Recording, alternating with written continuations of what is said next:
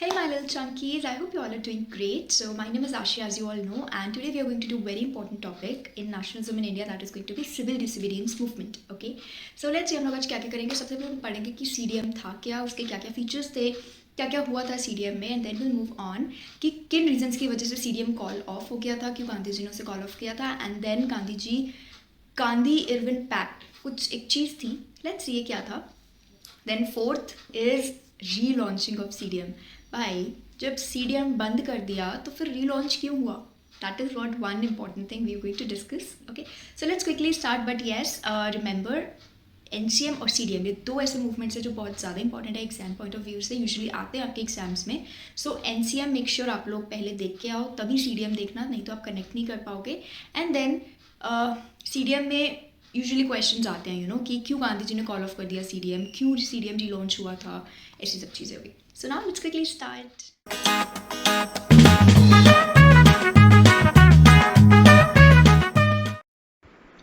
So guys, let's start today's lecture.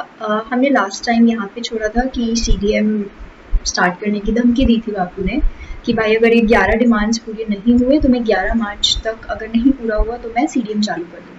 Okay, so let's see अब आगे क्या हुआ था इसके. सो बापू ने CDM चालू कर दिया था ऑफ कोर्स, क्योंकि those 11 demands were not fulfilled. And CDM कैसे स्टार्ट हुआ था? सबसे पहले सॉल्ट मार्च से स्टार्ट हुआ था. ओके, अब गांधी जी ने क्या किया था, इस सॉल्ट मार्च में कितने मेंबर्स थे? 78 वॉलंटियर्स थे. ओके, 240 माइल्स का डिस्टेंस कवर करना था इस मार्च में. स्टार्टिंग कहाँ से हो रहा था? गांधी जी के आश्रम से, जो था साबरमती. और रुक कहाँ पे रहे थे ये लोग? Coastal town of Dandi, Gujarat में कहीं किसी समुद्र के किनारे ये रुक रहे थे. 24 दिन तक इनको चलना था एंड पर डे 10 माइल के करीब ये चल रहे थे. गाइस बहुत लंबा रास्ता नाप रहे थे ये लोग. ठीक, अब इन्होंने क्या किया? 6 अप्रैल जब ये दांडी पे पहुंचे, वहां पर इन्होंने सॉल्ट लॉ ब्रेक किया. दैट मीन्स वहां बैठकर इन लोगों ने अपना सॉल्ट बनाया. So that was breaking of salt law. तो इस तरीके से CDM की शुरुआत हुई with the help of salt march. अब CDM के फीचर्स क्या थे? कैसे CDM थोड़ा हटके था NCM से? सबसे पहले यहाँ पे फीचर्स में आएगा कि कॉलोनियल लॉज ब्रेक किए गए थे CDM में. तो यानी जो लॉज थे, रूल्स थे, उनको ब्रेक कर कर CDM को आगे बढ़ाया गया था. तो सबसे पहला सॉल्ट लॉ ब्रेक किया था by manufacturing salt in front of factories. और दूसरा फॉरेस्ट लॉ. अब फॉरेस्ट लॉ क्या था? वही जो हमने लास्ट सेशन में NCM में पढ़ा था कि लाइक रिजर्व फॉरेस्ट बना दिए थे इन लोगों ने, ब्रिटिशर्स ने, कि कोई अंदर नहीं जा सकता. तो यहाँ पे लोगों ने अंदर जाकर अपने कैटल ग्रेज करवाए थे और वुड वगैरह का यूज किया था. तो people really entered into the forest, so that broke the forest law. Then same NCM वाला ही फॉरेन क्लोथ बॉयकॉट किए गए थे, liquid shops picketed and peasants refuse to pay revenue, चौकीदारी टैक्सेस. पीजेंट्स ने टैक्स नहीं दिए थे एंड ऑफिशियल्स जो भी थे उन लोगों ने अपना काम धंधा छोड़ दिया था. So these are the features of CDM. अब how did government response to CDM? ठीक है, गवर्नमेंट ने कैसे CDM का जवाब दिया? बहुत ब्रूटल हो गई थी गवर्नमेंट, गुस्से में आ गई थी. ओके, तो सबसे पहले गवर्नमेंट ने क्या किया? जो कांग्रेस लीडर्स थे उनको वन बाय वन अरेस्ट करना शुरू किया, जिसकी वजह से वायलेंस हो गई. Okay, and Abdul Ghaffar Khan again बहुत जेन्युइन, बहुत ऑनेस्ट वॉलंटियर था, बहुत ऑनेस्ट फॉलोअर था गांधी जी का. इसको अप्रैल 1930 में अरेस्ट किया गया और जिसकी वजह से पेशावर में वायलेंट डेमोन्स्ट्रेशन हो गया. जो पीसफुल डेमोन्स्ट्रेशन था that turned violent because of the arresting of Abdul Ghaffar Khan. ठीक है, अब थर्ड पॉइंट, बापू को अरेस्ट कर लिया मई 1930 में, जड़ी खत्म कर दी. बापू जहाँ जा रहे हैं लोगों को भीड़ इकट्ठा करके आतंक मचा रहे हैं, तो इनको ही अरेस्ट कर दिया मई 1930 में. ओके, और जिसकी वजह से जो शोलापुर में वर्कर्स थे वो इतना गुस्से में आ गए, उन लोगों ने सारे ब्रिटिश गवर्नमेंट के जितने भी इंफ्रास्ट्रक्चर थे उन पर अटैकिंग शुरू कर दी. तो again it turn violent. Government और ब्रूटल हो गई, बट विमेन को, चिल्ड्रन को, सबको मारना पीटना बहुत बुरी तरीके से शुरू किया. And 1 lakh people were arrested. लोगों को अरेस्ट किया, 1 लाख पीपल को अरेस्ट किया.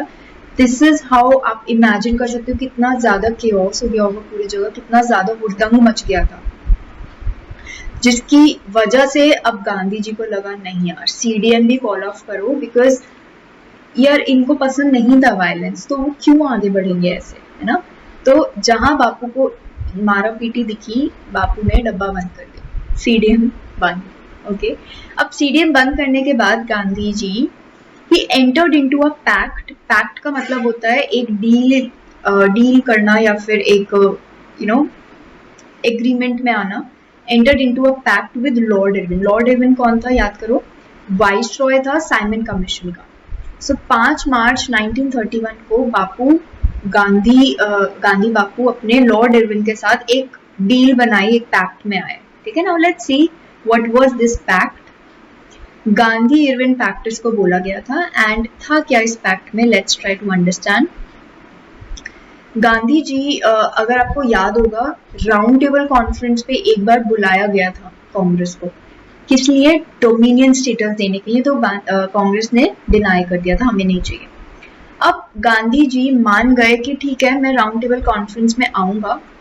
ओके, अब जब गांधी जी पहुंचे राउंड टेबल कॉन्फ्रेंस में दिसंबर 1931 में, he went to London for the round table conference. अब मेन पॉइंट क्या था ना, टोरी गवर्नमेंट ने कहा था कि जितने लोगों को मैंने अरेस्ट कराया ना, 1 लाख 1.5 लाख जितने भी लोग अरेस्ट किए, मैं उन सबको छोड़ दूंगा, तुम एक बार आओ तो सही राउंड टेबल कॉन्फ्रेंस। अब जब बापू वहां पहुंच गए London for the round table conference कि ठीक है मैं क्या बोलेंगे नेगोशिएशन करने को तैयार हूँ, तुम लोग अग्री करो कि तुम मेरे बंदों को छोड़ दोगे जो लोग अरेस्ट करें, तो वहां मुकर गए Britishers. The Tory government denied, refused कि हम तुम्हारी बात नहीं मानेंगे, और मिशन फेल हो गया। ठीक, तो बापू को पीठ पे छुरी भिगो दी, ऐसे समझ लो आप। ठीक, अब भाई बापू भाई लाल पीले हो गए गुस्से में। He returned India back with disappointment. So when he came back to India, उन्हें क्या दिखा, भाई मेरे जो अनमोल रतन थे सबको जेल में डाल दिया। उनके जवाहरलाल नेहरू, अब्दुल गफार खान और जो भी 2-4 लोग थे सबको जेल में डाल दिया। कांग्रेस को इलीगल घोषित कर दिया, और जो प्रोटेस्ट थी उन्हें बैन कर दिया। Nobody is allowed to do the protest. तो बापू ने अब तहश में आके, गुस्से में आके सीडीएम रीलॉन्च किया। So this is how when the CDM was relaunched. Okay, तो now the point comes, CDM जब रीलॉन्च हुआ तो वो इतना क्या बोलेंगे आग नहीं थी उसमें, इट स्लोड डाउन, बहुत धीमा धीमा चला। सो we'll discuss in the next session कि what are the possible reasons जिसकी वजह से सीडीएम स्लो डाउन हुआ, वो इतना तेजी से बढ़ नहीं पाया आगे।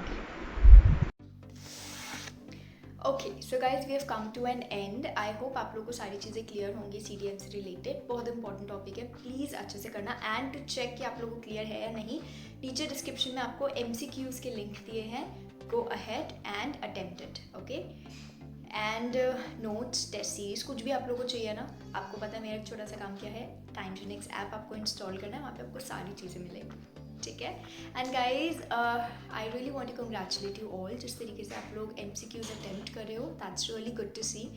You are actually scoring pretty 80 and 90% in all your MCQs, so very good। and जिन लोगों के नहीं आ रहे हैं अच्छे, so guys please keep watching the lessons, and आपको अगर कोई भी चीज़ नहीं समझ आती ऐप पर आप डायरेक्टली मुझे मैसेज कर सकते हो, I will connect with you। okay, चलो, so let's come to an end, bye bye guys।